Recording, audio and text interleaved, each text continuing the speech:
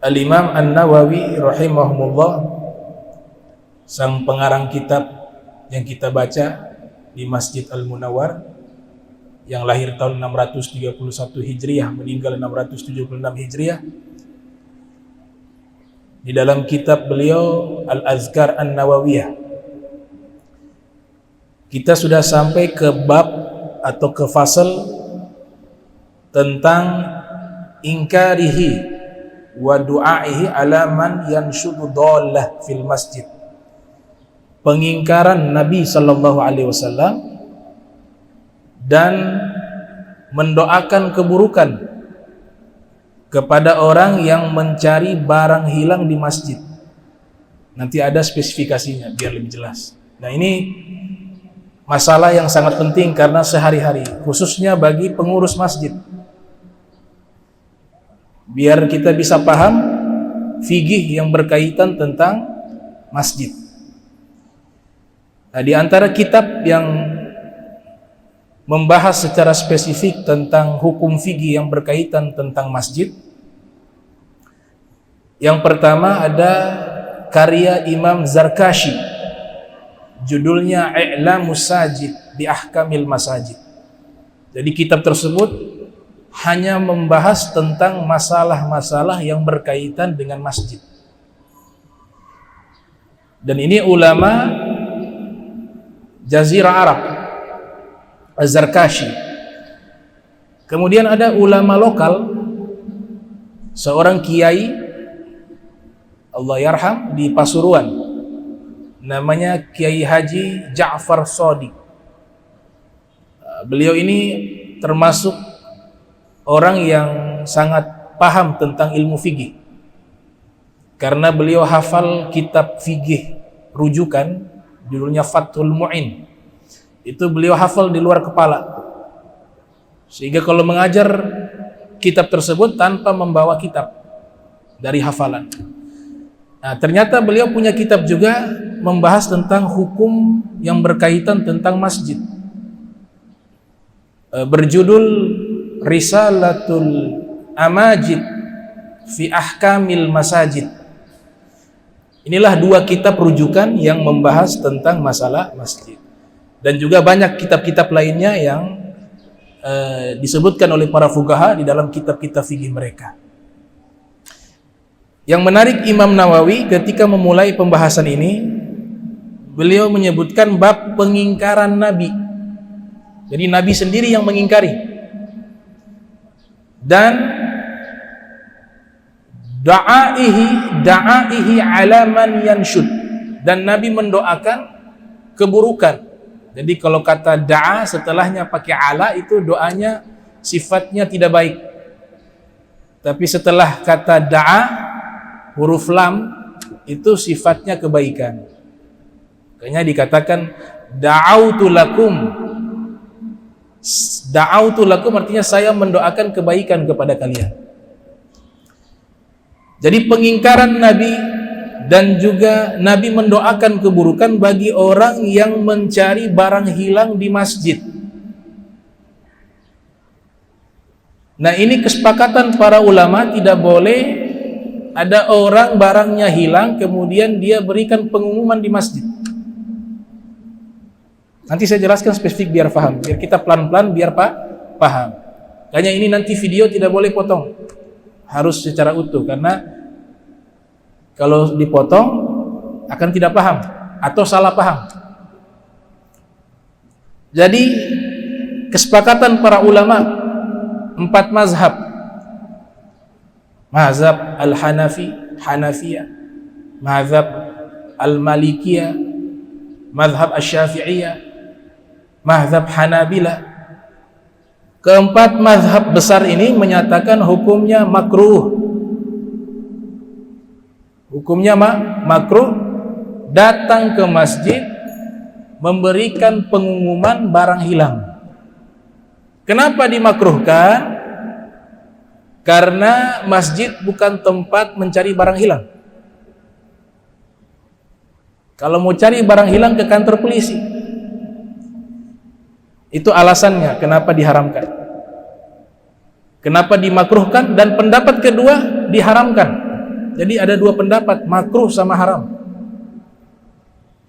Yang mengharamkan sebagian ulama mazhab Syafi'i dan sebagian ulama mazhab Hanabila. Mereka mengharamkan yanshud, memberikan pengumuman barang hilang di masjid. Nah, ulama membedakan. Dalam hadis Nabi katakan, jadi langsung dikeluarkan hadis oleh Imam Nawawi, hadis dari Imam Muslim, hadis sahih, bahwa Rasul sallallahu alaihi wasallam bersabda, "Man sami'a rajulan yanshudu dhallatan fil masjidi," siapa orang yang mendengar seseorang memberikan pengumuman barang hilang di masjid, falyagul, maka hendaklah dia mengucapkan, la raddahallahu alaika, semoga Allah tidak mengembalikan barang hilangmu. Imam Nawawi ketika menjelaskan hadis tersebut, beliau mengatakan bahwa ini adalah bentuk ancaman, sehingga diperintahkan kita mendoakan keburukan bagi orang yang mencari barang hilang di masjid dengan isi doa tersebut, Allah tidak mengembalikan kepadamu barang tersebut.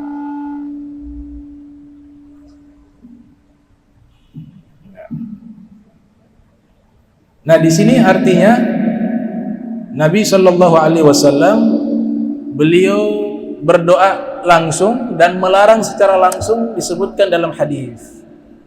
Jadi barang hilang dengan barang temuan dibedakan oleh ulama. Jadi kalau barang temuan yang didapat di masjid kemudian diumumkan, itu beda, itu dibolehkan.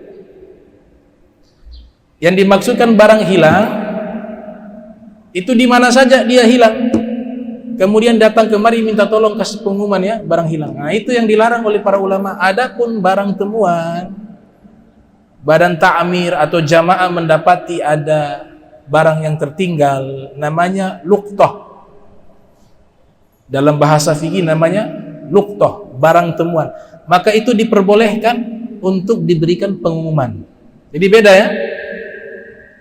Kalau kata dhalatan, kata Nabi di sini barang hilang ini umum.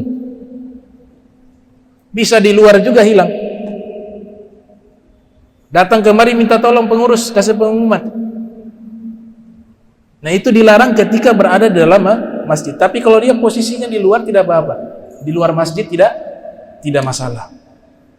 Gitu.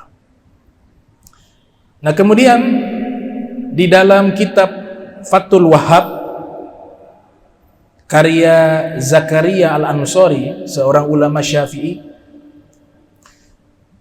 beliau mengatakan segala sesuatu yang ada di masjid dan diwakafkan oleh seseorang misalnya, maka hanya bisa dipergunakan untuk masjid dan hal-hal yang berkaitan dengan masjid. Sehingga kampanye nggak boleh, dagang tidak boleh, hanya khusus masalah yang berkaitan dengan ibadah dan maslahat tentang masjid. Itu pernyataan Zakaria Al-Ansari dalam kitab Fathul Wahhab. Kemudian dirinci di dalam kitab Al-Fatawi Kubra, menyatakan jika masjid tersebut dibangun bukan karena orang yang wakaf itu, orang yang mewakafkan itu tidak menyebutkan secara spesifik masjid tersebut. Artinya ini masjid saya wakafkan, terserah mau gunakan untuk apa, maslahat, yang penting kebaikan misalnya. Maka pada waktu itu dia bisa menggunakan fasilitas yang ada di masjid asalkan tidak keluar dari masjid untuk kepentingan yang mendatangkan kemaslahatan bagi umat Islam pada waktu itu. Sehingga misalnya banyak terjadi pengumuman posyandu, pengumuman acara maulidan. Di sini nanti ada acara di sini. Itu pengarang kitab Al-Fatawil Kubra mengatakan, maka hal itu diperbolehkan dengan syarat masjid tersebut ketika dibangun oleh orang yang mewakafkan memang tidak diniatkan secara khusus hanya untuk ibadah, sholat saja. Kalau itu yang dilafadzkan, maka tidak boleh keluar daripada itu. Harus itu. Wakaf sedekah muqayyadah. Ini namanya sedekah muqayyadah. Pemberian yang atau sedekah yang sudah disyaratkan. Ini bisa dilihat di kitab Bughyatul Mustarsyidin karya Sayyid Abdurrahman Al-Masyhur. Jadi contoh sederhananya, kalau kita menggalang dana untuk bencana alam dan hanya untuk disumbangkan kepada korban, maka uang tersebut tidak bisa digunakan kepada yang lainnya, walaupun itu baik. Misalnya ada yang bertanya kepada saya, ini sumbangan untuk bencana alam, dikumpulkan sumbangan tersebut. Ternyata mereka mengumpulkan sumbangan tersebut sampai waktu malam. Akhirnya sebagian uangnya dibeli senter atau lampu. Tapi untuk membantu agar proses meminta sumbangan itu lancar. Nah, menurut As-Sayyid Mufti, beliau mufti dalam kitab Bughyatul Mustarsyidin mengatakan, maka hal itu dilarang. Karena memberikan sumbangan, ya sumbangan tidak bisa dipakai lain sesuai dengan akad tersebut. Sama halnya dengan masjid. Ketika masjid ini dibangun untuk sholat, untuk ibadah, dan orang yang mewakafkan sudah menyatakan demikian secara rinci, maka hanya bisa digunakan untuk sholat. Tempat wudhu hanya bisa digunakan wudhu, tidak bisa digunakan cuci muka. Itu bedanya masjid yang diwakafkan dengan masjid yang tidak diwakafkan. Kalau yang tidak diwakafkan ini agak berbeda. Tapi yang sangat berat itu masjid wakaf, sesuai dengan apa yang diwakafkan. Al-Waqif wal Mauquf. Orang yang mewakafkan namanya Al-Waqif, barang yang diwakafkan namanya Al-Mauquf. Itu disebutkan dalam kitab Al-Fatawi Kubra. Kemudian dalam kitab I'anatut Talibin, kitab referensi mazhab Syafi'i, Hasyiyah I'anatut Talibin mengatakan, masjid ini diibaratkan seperti manusia yang hurrah, yang bebas. Maknanya, kalau memang tidak ada pensyaratan dari masjid tersebut, orang yang mewakafkan, maka bisa digunakan untuk kemaslahatan yang berkaitan tentang kemaslahatan umat Islam. Maka bisa digunakan itu speaker untuk mengumumkan posyandu, untuk mengumumkan acara pengajian, dan hal-hal yang mendatangkan maslahat. Tapi kalau hal-hal yang tidak mendatangkan maslahat, dilarang. Dan dutan pakai pengumuman di masjid. Ya, pengumuman sepak bola. Sementara malam ada pengumuman ba'da isya, pertandingan sepak bola. Ini dilarang. Jadi yang hanya bisa yang maslahah. Maslahah di sini artinya punya nilai kebaikan bagi umat Islam. Ini tentang masalah masjid dari infrastrukturnya. Itu disebutkan oleh Kiai Haji Ja'far Shadiq dalam kitabnya Risalatul Amajid fi Ahkamil Masajid. Nah, sekarang masalah uang kas masjid. Nah, ini uang kas masjid. Jadi sebelum kita masuk ke uang kas masjid, ini memang harus hati-hati karena berkaitan dengan hukum. Uang kas masjid ini secara komprehensif itu dua fungsinya. Satu al-imarah, yang dua maslahah. Itu dua. Ini dinyatakan oleh Kiai Haji Ja'far Shadiq dalam kitabnya. Al-imarah artinya apa? Berkaitan tentang infrastruktur. Bisa digunakan uang kas masjid untuk infrastruktur, cat, sound system, lampu, bisa digunakan. Yang kedua, maslahah. Maslahah. Bayar gaji orang yang kerja di masjid, bayar. Itu di dalam kitab fikih dijelaskan. Dalam kitab Khosyah Al-Qalyubi, kitab populer. Dan juga dalam kitab Bughyat Al-Mustarsyidin menyebutkan maslahat di sini mencakup pembayaran gaji pengurus yang ada di masjid dengan standar yang wajar, ya. Bukan satu orang 10 juta. Habislah itu uang kas. Yang normal, yang standar.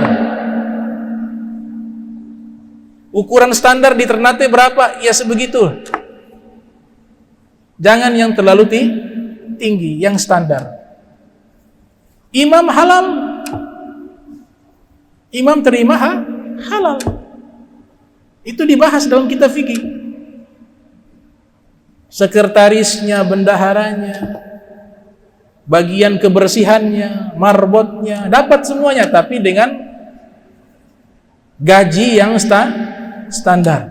Bahkan dikatakan di dalam kitab Bughyat seperti pembelian kue untuk pengajian, ini masuknya maslahah. Itu tidak apa-apa, tapi dikasih syarat yang standar-standar saja. Karena uang bukan uang kita, uang sedekah, uangnya umat. Jangan dipakai berlebihan. Sudah dibeli kue, nasi kebuli, tutup kopi, teh, pisang goreng, habis uang masjid. Jadi yang normal-normal. Nah, ini penting ini, karena ini hak bukan milik kita. Ini uang masjid, uang umat, diatur dalam agama.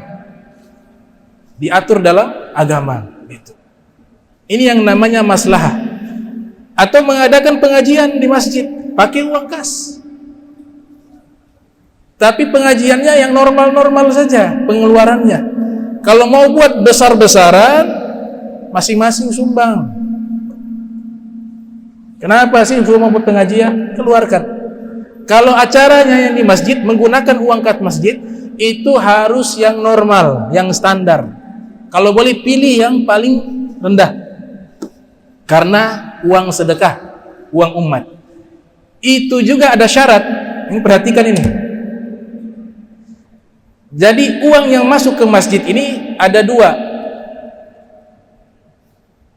Ada namanya sadaqatun muqayyadah. Ada yang namanya sadaqatun mutlaqah. Sadaqatun muqayyadah tidak bisa digunakan kecuali sesuai orang yang bersedekah menginginkan hal itu, meniatkan hal itu. Misal ada yang datang, ini saya sumbangkan buat masjid 10 juta untuk membeli karpet. Maka uang ini tidak boleh digunakan untuk pengajian. Uang ini tidak boleh digunakan untuk membayar gaji karyawan. Itu yang namanya sedekah muqayyadah. Sama seperti wakaf.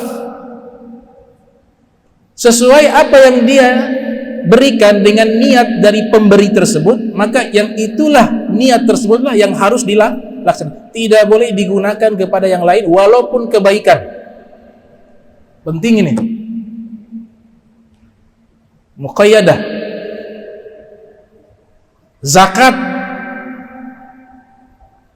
juga termasuk 8 asnaf, 8 golongan yang Allah sebutkan dalam Al-Quran saja yang bisa kita berikan. Masjid tidak menerima zakat. Anak yatim tidak. tidak disuruh diberikan zakat kepada anak yatim. Janda juga demikian, terkecuali yatimnya miskin, jandanya miskin, maka diberikan zakat kepadanya karena miskinnya, bukan karena jandanya, bukan karena yatimnya. Kenapa demikian? Karena Allah yang atur. Yang Tuhan siapa? Allah. Inilah yang dibutuhkan pemahaman ilmu. Jadi berbuat baik juga ada ilmunya. Kalau salah-salah, masa bodoh, jatuh dosa. Kalau tidak tahu, tidak sengaja, cari tahu. Kalau tidak ada guru, cari tahu tidak dapat, ya dimaafkan. Jadi masjid tidak disebutkan menerima zakat, kecuali orang yang berhutang untuk masjid. Gharim namanya. Jadi dia ikut terlibat dalam panitia pembangunan masjid, kemudian dia sumbang semenkah itu, ternyata uangnya belum cukup dan dia berhutang, maka zakat ini boleh diberikan kepada gharimnya yang berhutang tadi untuk melunasi hutangnya, karena dia membangun sesuatu yang sifatnya maslahah dan ibadah. Itu. Jadi bukan berarti orang yang berhutang dapat terima zakat semuanya, tidak. Ada yang hutang kredit mobil, terima zakat. Alphard dia. Kredit motor tidak, itu pribadi. Maslahat itu mencakup kebaikan orang banyak. Itu perlu diketahui, karena kalau salah maka kita melawan aturan. Bukan berarti hal ini melarang kita berbuat baik kepada masjid, tidak, tapi kan ada caranya, ada bagiannya. Bukan berarti melarang kita berbuat baik kepada yatim, anak yatim atau janda, tidak, tapi zakat aturannya ada. Sedekah yang terikat juga aturannya ada. Jadi kalau sedekahnya sudah disebutkan rinciannya, maka itu saja yang bisa dilaksanakan. Tidak boleh digunakan yang lain. Makanya Al-Habib Abdurrahman Al-Masyhur, mufti, dalam kitab beliau Bughyatul Mustarsyidin membuat ilustrasi. Seandainya ada orang memberikan sedekah kepadamu dan dia katakan, wahai kawanku, ini uang saya kasih untuk engkau beli sarung. Maka dia terima. Di saat itu dia hanya bisa membeli sarung, tidak bisa beli yang lain. Kenapa? Karena yang memberi sudah menyatakan syarat. Saya berikan uang ini untuk beli sarung, bukan beli rokok. Banyak dikasih buat beli sarung, dia beli rokok. Berdosa. Beda kalau dia kasih, ini saya kasih, tanpa dia sebutkan rinciannya, maka bebas dia lakukan di dalam perkara yang baik. Itu. Adapun yang kedua, tadi yang pertama sedekah muqayyadah, yang kedua sedekatun mutlaqah, sedekah yang mutlak, yaitu tidak disebutkan syarat-syaratnya. Kalau kita ambil ruang lingkup masjid, celengan yang ada ini, itu masuk kategori sedekah mutlaqah. Sedekah mutlaqah. Ketika sedekah mutlaqah ada di dalam kas masjid, maka dia bisa digunakan di dua sisi. Imarah bisa, maslahah juga bisa. Imarah berkaitan dengan pembangunannya, infrastrukturnya, maslahah kegiatan pemakmuran masjid yang dalam. Makanya disebutkan dalam kitab Bughyat, bikin kopi buat jamaah biar semangat sholat, boleh pakai uang masjid, dengan catatan sedekahnya yang mutlaqah. Pokoknya segala sesuatu yang berkaitan dengan kemaslahatan masjid itu boleh, dengan syarat tadi, bukan sedekah muqayyadah, dan bukan zakat, dan bukan wakaf. Wakaf yang telah disebutkan spesifiknya. Nah, kemudian apakah bisa uang kas masjid kita gunakan untuk sosial di luar masjid? Maka jawabannya tidak bisa. Jawabannya tidak bisa. Terkecuali, ini solusi. Celengannya misalnya dua. Celengan ini untuk masjid, celengan yang kedua untuk kegiatan sosial. Ini boleh untuk sosial. Tapi kalau yang celengan khusus masjid, orang yang memberikan sedekah itu pasti dia niatnya untuk masjid, bukan yang lain.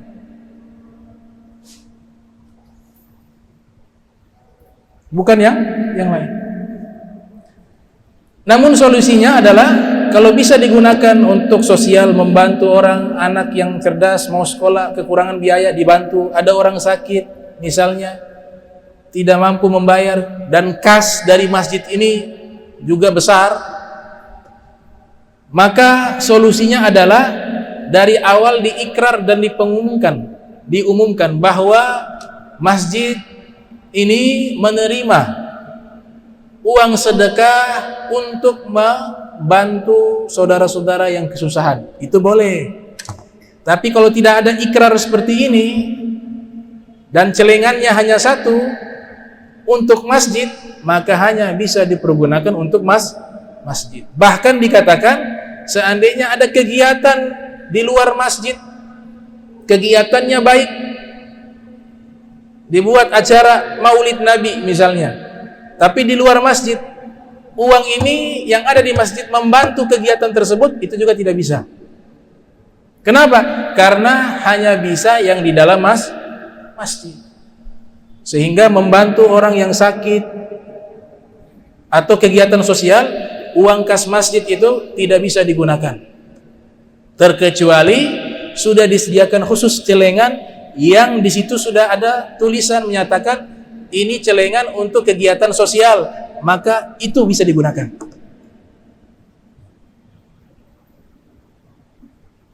Ya, itu masalah di dalam masalah masjid. Kemudian transaksi bisnis dalam masjid haram, jual beli. Makanya dalam hadis ini Nabi SAW bersabda, "Idza ra'aitum man yabi'u aw yabta'u fil masjid faqulu la arbahullahu tijaratak." Nabi bersabda sallallahu alaihi wasallam, apabila idza ra'aitum, kalian melihat, man yabi'u, ada orang jualan atau berbisnis fil masjid, dalam masjid, di dalam masjid. Kalau di luar tidak apa-apa, di dalam masjid. Fakulu, maka diperintahkan kita membaca doa, la arbahallahu tijarata, semoga Allah tidak membuat untung bisnismu. Itu doa dari Nabi. Makanya orang kalau usaha gagal terus, kemudian pernah transaksi bisnis dalam masjid, itu karena doa ini. Karena masjid itu tempatnya untuk ibadah, bukan untuk bisnis. Terkecuali untuk maslahah tadi, sumbangan atau menjual sesuatu untuk kegiatan-kegiatan yang sifatnya baik, dakwah dan seterusnya. Tapi kalau ada pilihan mengatakan, ada khilaf memang, ada yang mengatakan ini secara mutlak, mau kegiatan baik, tidak baik, pribadi, yang namanya bisnis dalam masjid dilarang. Kalau saya pribadi pilih yang kedua. Makanya itu dikoreksi kemarin. Misalnya kalender buat majlis taklim, pakai pengumuman. Pengumuman itu sudah masuk doa ini. Cuma kemarin kan belum sempat dikasih tahu. Jadi tidak boleh. Kalau urusan kebaikan saja tidak boleh, bagaimana urusan pribadi jual? Kecuali di luar masjid. Boleh itu, tidak ada larangan. Jadi berdagang di dalam masjid, dua mazhab mengharamkan, dua mazhab memakruhkan. Mazhab Syafi'i mengharamkan, mazhab Hanabila mengharamkan, mazhab Hanafi makruh, mazhab Maliki makruh. Terlepas dari perbedaan hukum, Ini doa Nabi. Nabi punya doa itu mustajab sepanjang zaman. Nabi katakan, tidak akan untung selama-lamanya bisnismu. Silakan jualan dalam masjid, dapat doa ini. Oleh sebab itu ini perlu diperhatikan. Kalau di luar tidak apa-apa, di luar masjid tidak apa-apa, di dalam masjid yang dilarang. Nah, kemudian di zaman Nabi kita Muhammad sallallahu alaihi wasallam ada seorang pengurus masjid namanya Ummu Mihjanah, kata Ibnu Hajar Asqalani dalam kitab Al-Isabah. Jadi orang yang mengurus masjid dengan baik, dengan niat yang baik, dengan adab, itu dia dapat keutamaan yang luar biasa. Seluruh pengurus masjid, muazinnya dapat khususiyah. Kalau muazin itu dalam hadis disebutkan di hari kiamat diibaratkan lehernya panjang. Maknanya apa? Nabi mudah kenali, oh ini muazin saya, ditolong oleh Nabi Muhammad SAW. Imamnya juga demikian, pengurusnya demikian. Dalam kitab Al-Isabah, Al-Imam Ibnu Hajar Asqalani meriwayatkan di zaman Nabi ada seorang wanita Afrika namanya Ummu Mihjanah, tidak punya keluarga di kota Madinah. Kesibukan sehari-hari hanya mengurus masjidnya Nabi Muhammad SAW, dibersihkan masjidnya Nabi, dan Nabi kenal. Sampai pada satu hari Ummu Mihjanah meninggal dunia di tengah malam. Para sahabat Nabi ingin melaporkan kepada Nabi. Mereka datangi rumah Nabi, ternyata dapat kabar Nabi sudah tidur. Maka mereka tidak berani mengganggu Rasul SAW. Dalam riwayat yang lain mengatakan Nabi sudah memberikan semacam wasiat. Kalau apa yang terjadi, misalnya Ummu Mihjanah ini meninggal, kalian harus beritahu kepada saya. Itu ada wasiat Nabi seperti itu. Cuma sahabat mempertimbangkan Nabi sudah tidur, dan mereka juga menganggap Ummu Mihjanah kan bukan orang yang terlalu penting, hanya marbot. Bukan berarti meremehkan, tidak. Tapi kalau membangunkan Nabi tengah malam ini pasti urusan yang sangat penting. Akhirnya mereka beristihad, sudah kalau gitu kita kuburkan. Dikuburkanlah Ummu Mihjanah di tengah malam. Besok harinya Rasul sallallahu alaihi wasallam sholat. Nabi memperhatikan, mungkin biasanya ada Ummu Mihjanah menyapu masjid. Nabi lihat tidak ada. Nabi bertanya, wahai sahabatku, di mana Ummu Mihjanah? Mereka katakan, ya Rasulullah, semalam meninggal dunia, kami sudah kuburkan. Nabi marah. Kenapa tidak beritahukan kepadaku? Tunjukkan di mana kuburannya, kata Nabi Muhammad SAW. Subhanallah. Nabi datang ke kuburannya Sallallahu Alaihi Wasallam. Ketika Nabi datang ke kuburannya Ummu Mihjanah, Nabi sholat di samping kuburannya, sholat gaib bisa. Karena ini hadis sahih riwayat Imam Bukhari, riwayat Imam Muslim. Selesai Nabi sholat, Nabi sallallahu alaihi wasallam bersabda, inna hadhil kubur mamlu'atun zulmata ala ahliha. Ini seluruh penghuni kubur, mereka di dalam kuburannya itu gelap gulita. Wa inna Allah subhanahu wa ta'ala yunawwiruha lahum bisolati alaihim. Namun sekarang Allah sudah memberikan cahaya penerang dalam kuburan mereka karena sebab sholatnya saya. Nabi Muhammad SAW. Coba perhatikan, Nabi sebutkan mereka, bukan dia. Artinya Nabi niatnya sholat kepada Ummu Mihjanah, tapi ketika dikuburkan di situ dengan banyak orang yang dikuburkan di situ, mereka juga dapat berkahnya Nabi Muhammad SAW. Hanya mereka juga dapat cahaya seluruhnya. Substansi dari hadis ini menunjukkan begitu mulianya orang yang mengurusi masjid. Nabi bersabda, ahabbul biqa'i illallahi subhanahu wa ta'ala al-masajid, atau kama qala sallallahu alaihi wasallam.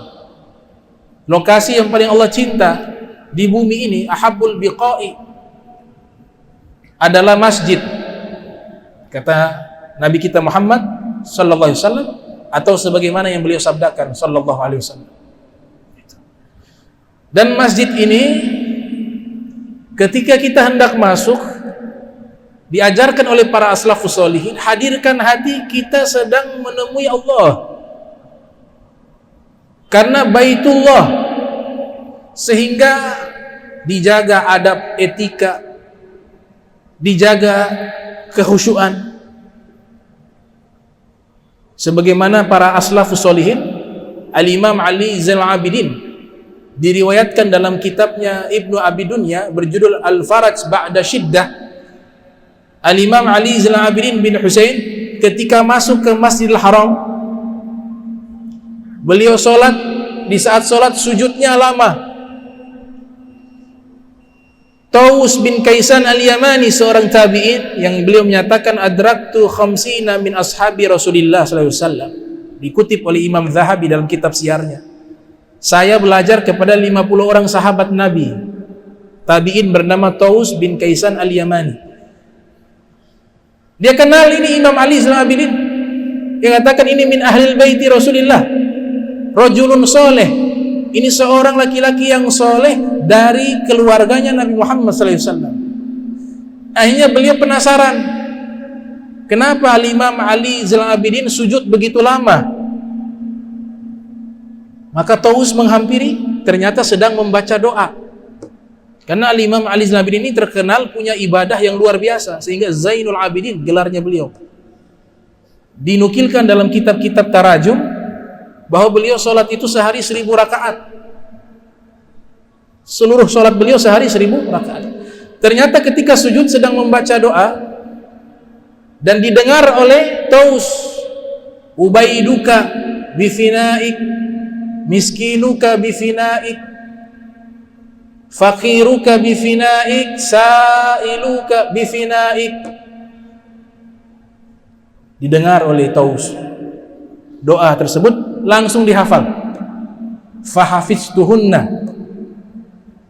artinya luar biasa. Ubaiduka, Al-Imam Ali menyebutkan ubaiduka, bukan abiduka. Itu bentuk tawadu di hadapan Allah. Kalau abiduka, hambamu. Tapi disebutkan ubaiduka, hamba kecilmu ya Allah.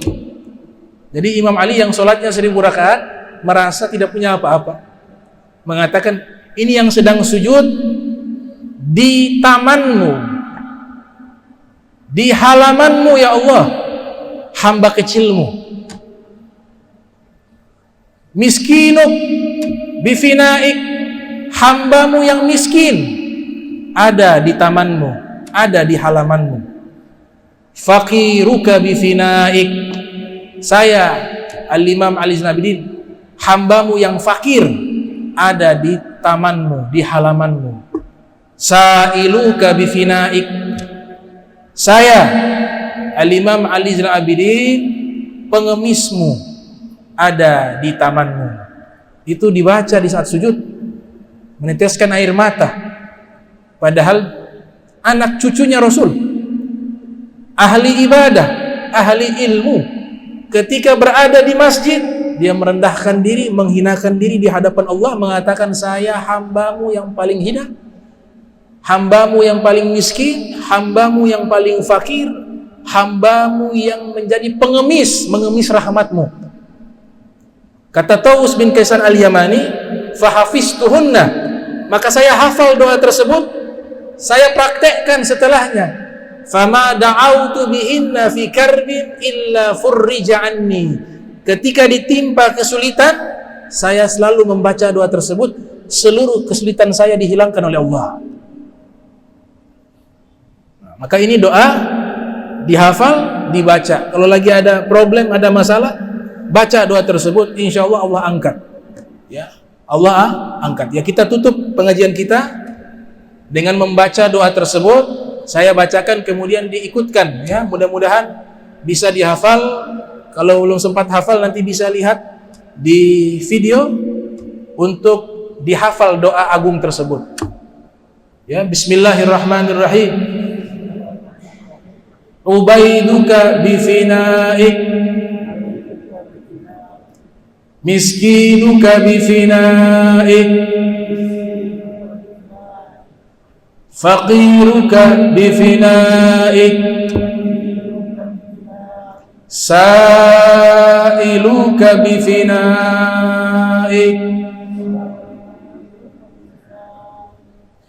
ubaiduka bifinaik, miskinuka bifinaik,